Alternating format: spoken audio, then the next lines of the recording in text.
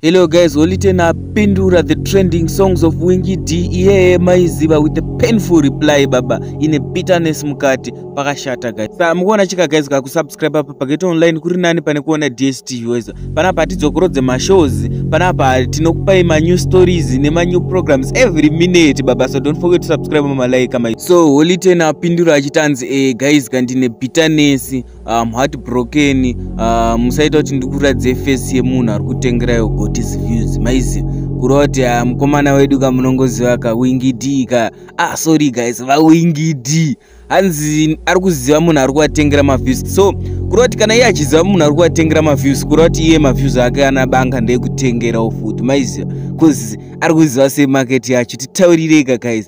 Inini hangu guys, I don't blame Oliten maiza maturity shoma pamwe nyaya kondende kutsvaga mari zvayo bari muona chika mukadzi wake chai Kimberly munongosati wakadzi anomachiwa faster than varume aposta achivaipa to the trending songs of Wingy D maiza. Saka imi mida kuti munditaurirewo kuti zvofamba sei apa. Oliten immaturity chete mwana mudiki uye mujaya mana Gafa ari kutrenda maiza, Gafa ari kubreaka ma records maiza, even kana uposta Gafa zveso unotosvika 1000 like even chero usina kana follower maiza. Gafa ari kutrenda maiza, sa angambotadze kutora ma views pa YouTube iye achipisa everywhere maiza, because Facebook chaiyo kangorefresha page ingori Gafa maiza. So even kana tine over 60% yema audience ari kuteerera Gafa because of peer pressure. Vamwe vachatonakiri naye but nyaya yepeer pressure munongoziva, so hapana pangatadza svika ma views, haasi kutenga ma views, musarwadziwa. Mimi kana muchiti this pressure thing ikuita kuti atrendika ndiye kushayaka muriro wrong, because Oliten went to this almost mazim celebs eseka just to promote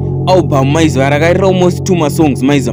Makatarisa kana tibanga yema likes aena nema views aena azvipindirana zvimake sense nyaya kuti ma Gafa akatoclicka video aidaunza kuti ndongoma racho riri kunzi inopedza Gafa ere maiza.